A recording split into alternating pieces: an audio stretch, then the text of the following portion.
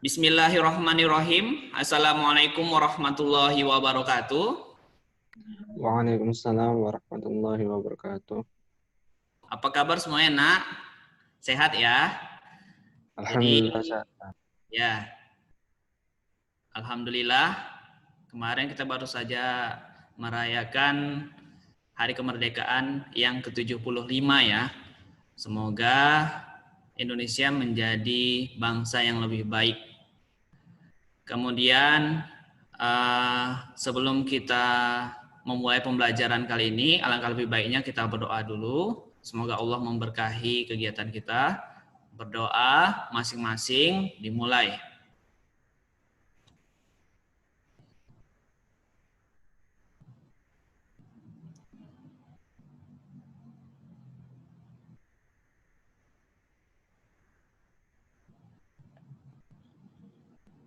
Berdoa selesai.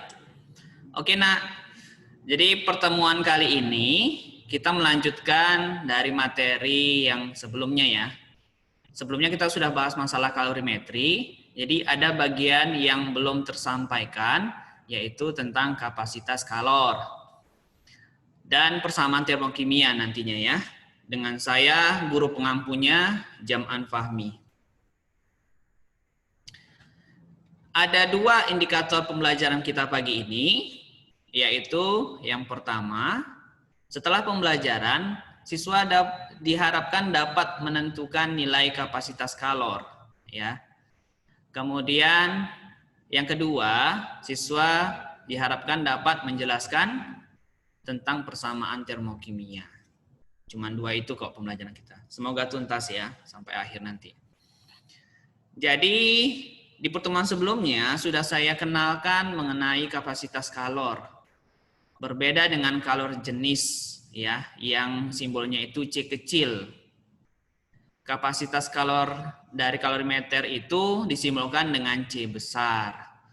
Jadi di sini ada persamaannya. Q kalorimeter sama dengan C delta T. Ya. Dengan keterangan masing-masing, Q-nya adalah jumlah kalor, baik itu diserap ataupun dilepas nanti ya, dengan satuan Joule. Delta T itu kenaikan suhu dengan satuan Kelvin. Atau satuannya nanti bisa disesuaikan dengan satuan si C ini, yaitu kapasitas kalor. Kalau di kapasitas kalornya dia minta dalam bentuk Kelvin, maka delta T-nya juga harus dalam bentuk Kelvin. Sesuaikan ya. Sementara sebaliknya kalau dia minta dalam derajat Celcius, ya sudah kita konversi dalam derajat Celcius.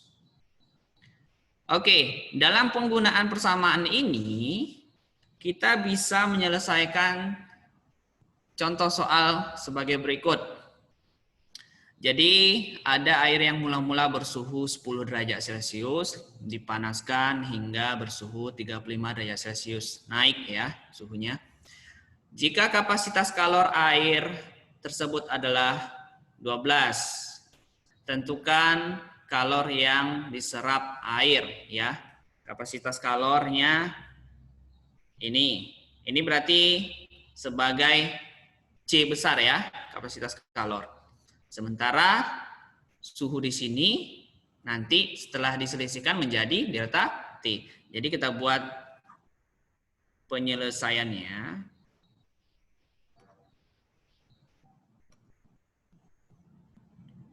Diketahui delta T-nya itu selisihkan ya dari T yang paling besar atau T akhir dikurang T kecil, yaitu berapa nak nilainya? 35 dikurang 10 dalam satuan derajat Celcius ya.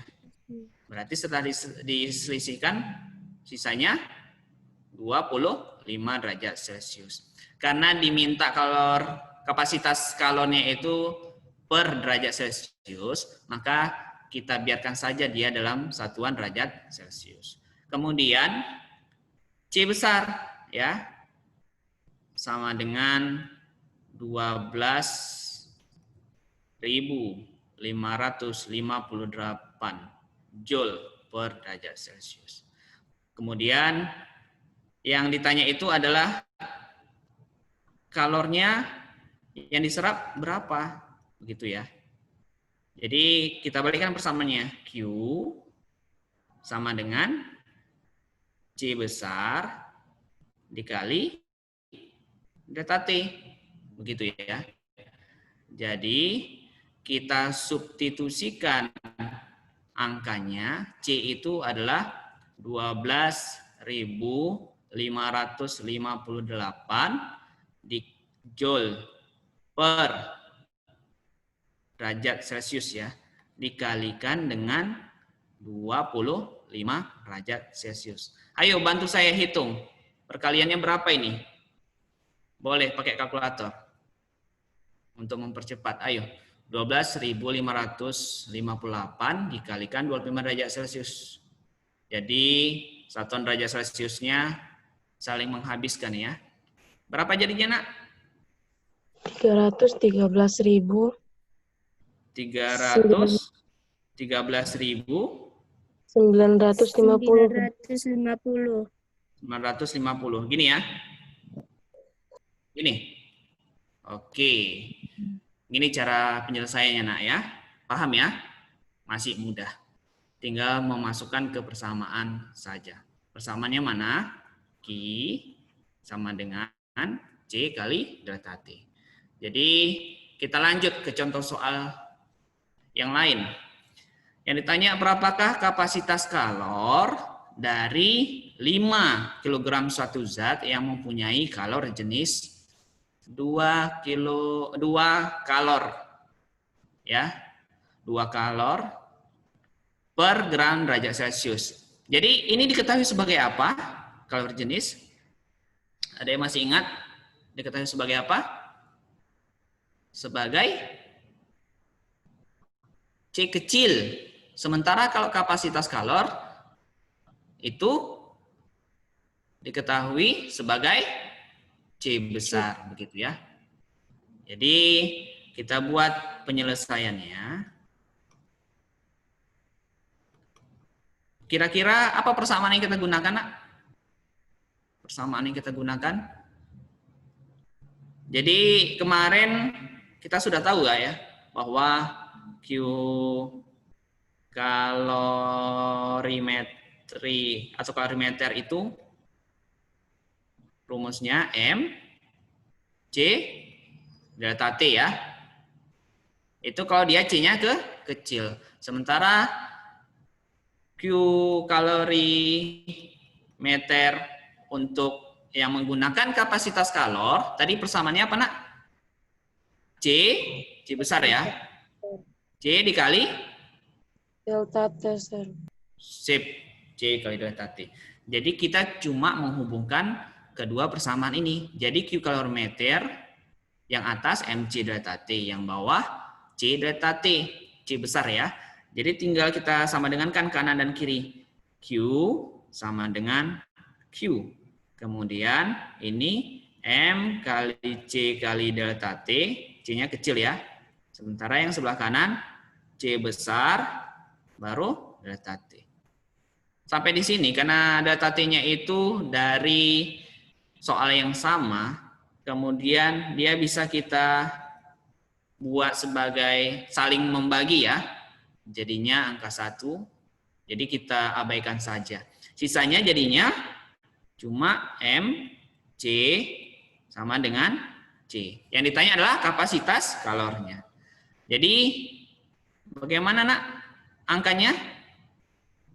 Kapasitas kalor adalah di sini satuan gram ya, yang dikasih tahu kilogram. Jadi kita konversi dulu. Ini menjadi satuan gram berapa, Nak, angkanya? 5.000, Sir. 5.000, Sir. 5.000 ya. Jadi kita substitusikan kemari M-nya itu adalah 5.000 gram dikalikan dengan kalori jenisnya adalah 2 kal per gram derajat Celcius. Ini gram, coret, mati ya. Kemudian sisanya jadinya Berapa nak? Perkalian 10.000. 10.000. Satuannya kal per derajat Celcius. Oke, paham ya? Ini dia persamaannya. Jangan sampai lupa.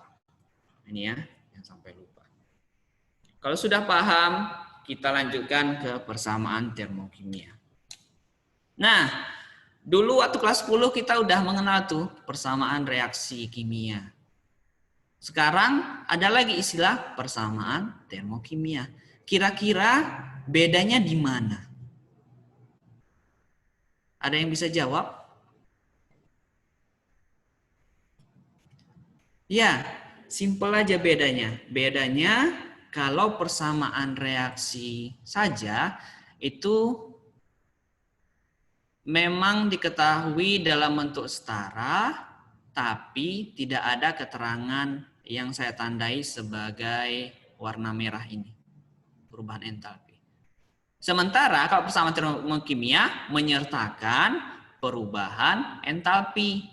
Dia dikasih tahu energi yang terlibat itu berapa, berapa energi yang dipindahkan, diserap atau dilepas itu berapa. Makanya yang bagian ini saya tandai merah ya. Ini pembedanya ya. Ini pembeda antara persamaan termokimia dengan persamaan reaksi biasa. Sekali lagi saya ulang, persamaan termokimia menyertakan energi yang terlibat, baik itu dilepas ataupun diserap.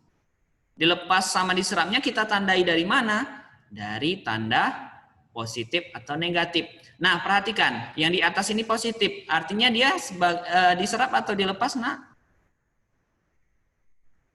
Kalau positif,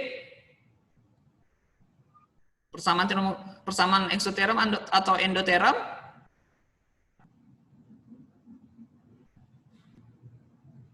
Lupa ya. Kalau yang positif itu diserap, ya, diserap, ditangkap, diterima. Sementara kalau yang negatif itu dilepas. Yang positif artinya dia reaksi endoterm, ya. Sementara yang negatif itu reaksi eksoterm. Jangan lupa ya, eksoterm melepas energi, endoterm menangkap energi. Oke. Ada beberapa jenis perubahan entalpi yang kemudian dinyatakan sebagai persamaan reaksi ya. Yang pertama, standar enthalpy of formation. F di sini, F kecil di sini berasal dari kata formation. Formation di Indonesia kan kira-kira pembentukan ya. Jadi kalau kita artikan ini perubahan entalpi standar pembentukan ya. Kalau yang D ini dissociation. Ini kalau kita Indonesiakan itu kira-kira penguraian ya. Sementara yang C ini berasal dari kata combustion. Artinya pembakaran. Itu bedanya ya.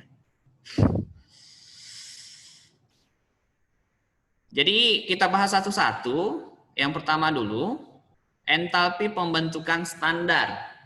Oke, entalpi pembentukan standar.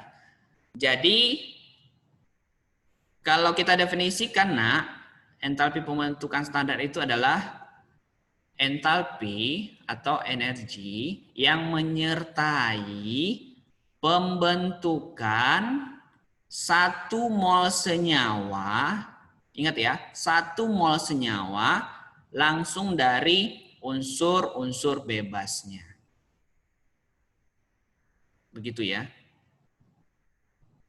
Oke, silahkan disimulasikan di ingatan masing-masing. Saya ulangi, entalpi pembentukan standar adalah entalpi atau energi yang menyertai pembentukan 1 mol senyawa dari unsur-unsur bebasnya. Jadi dia harus punya informasi ini, ya, karena ini energi yang terlibat dalam reaksi pembentukan.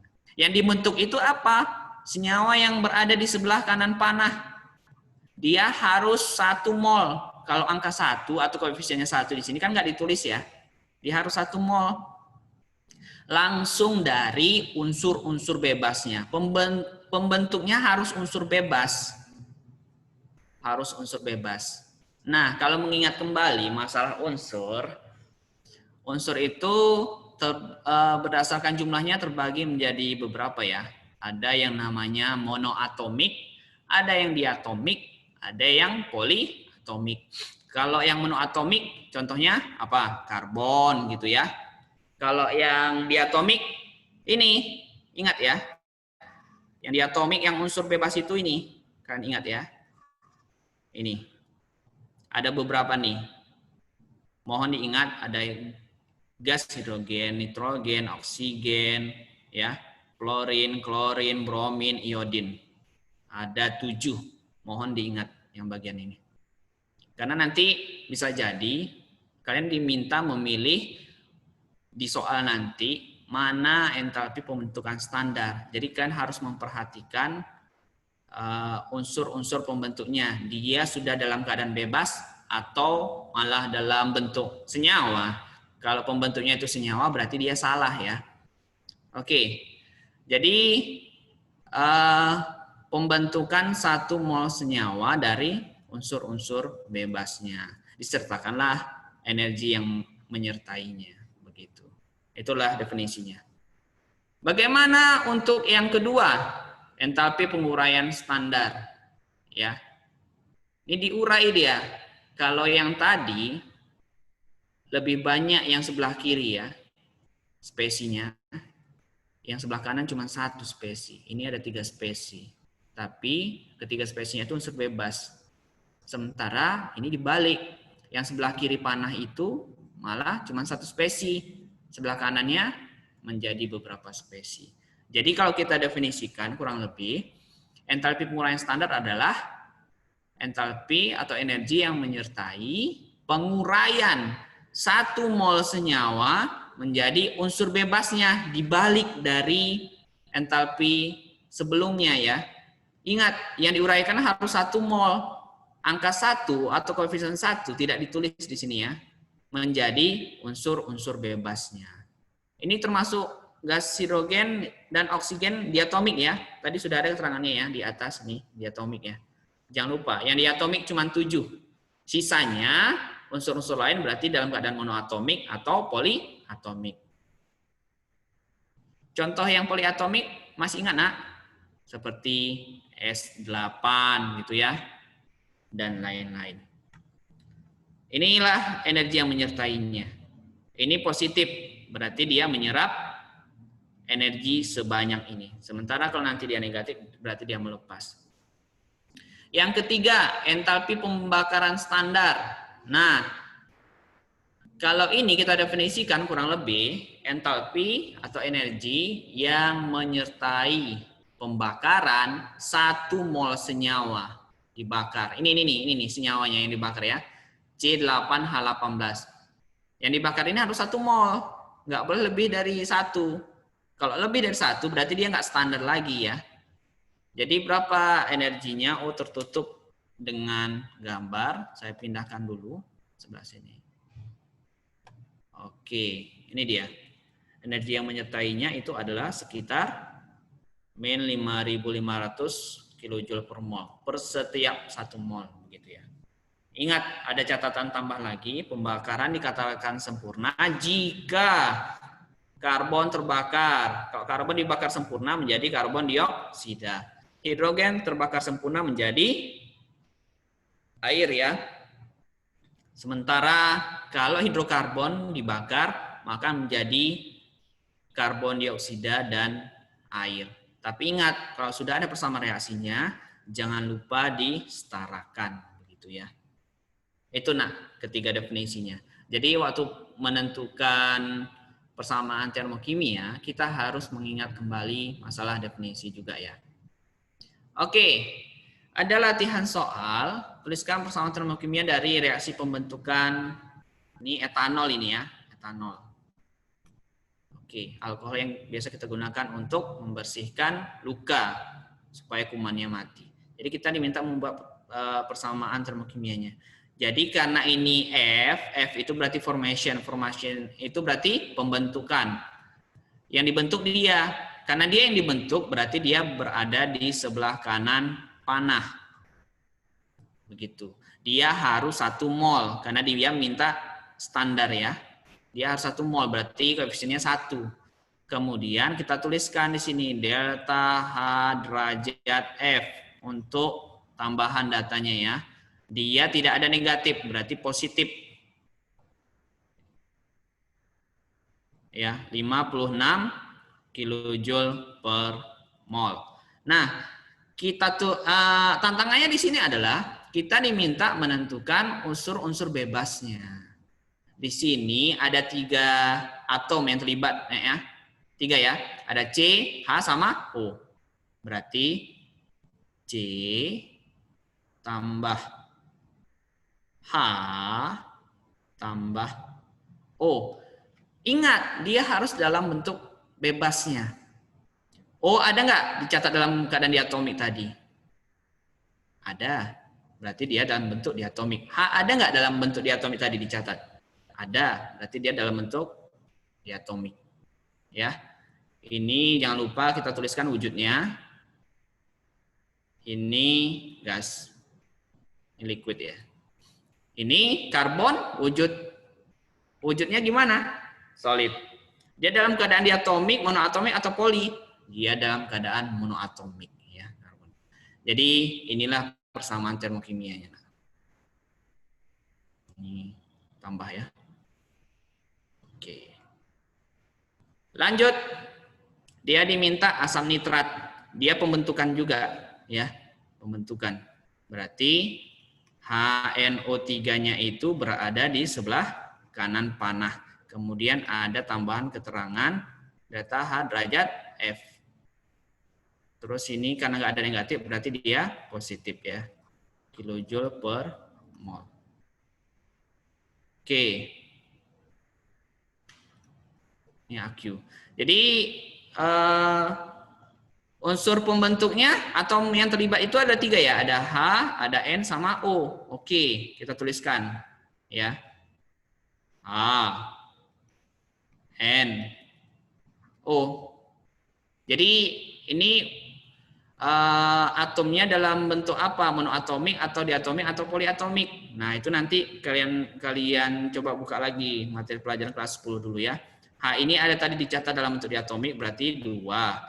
O juga 2, N juga 2. Ada tadi ya di atas. Gas, ini wujudnya gas, ini wujudnya gas. Masalah perwujudan juga udah kelas 10 dulu kita pelajari. Jadi persamaan termokimianya seperti ini. Ingat, yang dibentuk itu harus 1 mol. Ini angkanya 1. Oke, ini udah setara atau belum ya? Belum ya. Kalau ini 1 berarti hanya kali setengah. N ini berarti setengah ya, N-nya cuma 1. O-nya 3, sementara ini 2, berarti 3/2 koefisiennya. Jadi O-nya jadi 3, N-nya jadi 1, hanya jadi 1. Pas dia, setarakan. Yang di atas tadi udah setara ya? Oh belum, ini berarti 2, hanya 5 tambah 1, 6. Berarti ini 3, O-nya cuma 1, berarti ini setengah. Ingat kembali cara menyetarakan persamaan reaksi ya. Nah, terakhir latihan soal persamaan termungkin dari reaksi pembakaran ini. Ya, ini reaksi pembakaran berarti dibakar itu menggunakan oksigen. Karena dia hidrokarbon, pembakaran sempurnanya itu menghasilkan CO2 tambah H2O. Ini delta H derajat C, dilepas ya, 1240 kilojoule per mol. Nah, ini jangan lupa kita setarakan. C-nya 2. H-nya 2, udah pas. Oke. 2 kali 2, O-nya 4 ya. 4 tambah 1, 5. Sementara ini 2, berarti ini 5/2. Oke. Pelajari kembali cara menyetarakan sama reaksi di kelas 10 dulu. Ingat, yang 1 mol yang mana biar dia standar? Yang 1 mol yang dibakar yaitu ini. Asetilena ya. Atau etuna ya. Ini dia. Ini yang harus 1 mol, koefisiennya 1. Dia nggak boleh lebih dari 1. Kalau lebih dari 1 berarti nggak standar lagi. Nah, nanti ada kasusnya nak, bisa saja perubahan entalpi pembentukan itu bisa dianggap sekaligus dengan perubahan entalpi pembakaran. Contohnya karbon, wujudnya solid ya, tambahkan oksigen, ya, dibakar sempurna karbon menghasilkan apa tadi pembakaran sempurnanya? Ada dicatat ya di atas, karbon dioksida gas, ya. Ini menyertakan delta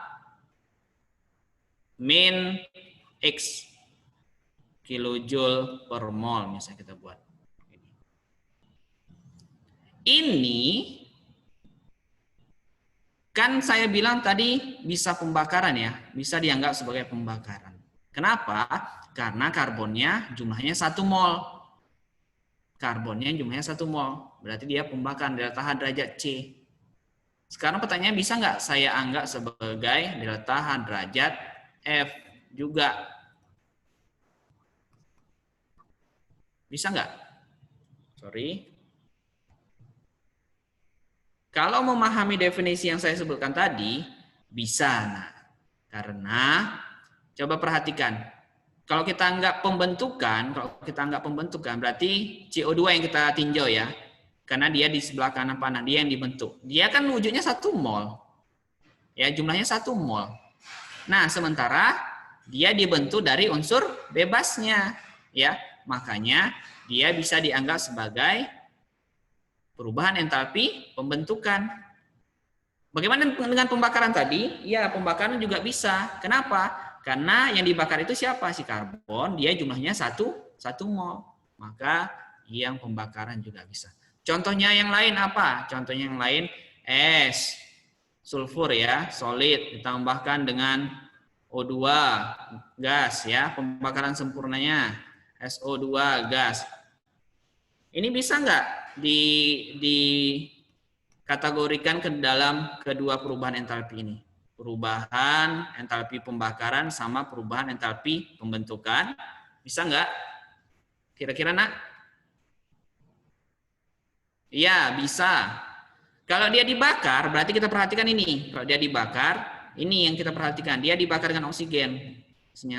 Unsur atau senyawa ini. Dia koefisiennya 1. Ya. Koefisiennya 1. Berarti ini benar. Sementara yang perubahan pembentukan, yang dibentuk ini, jumlahnya 1. Maka dia juga bisa dikatakan sebagai perubahan entalpi pembentukan standar. Dua-duanya benar ya. Ini resource saya. Kemudian kembali lagi saya ingatkan, jangan lupa berdoa setelah belajar juga nak. Terima kasih, demikian dari saya. Semoga ada manfaatnya. Saya tutup, wabillahi taufiq wal hidayah. Assalamualaikum warahmatullahi wabarakatuh.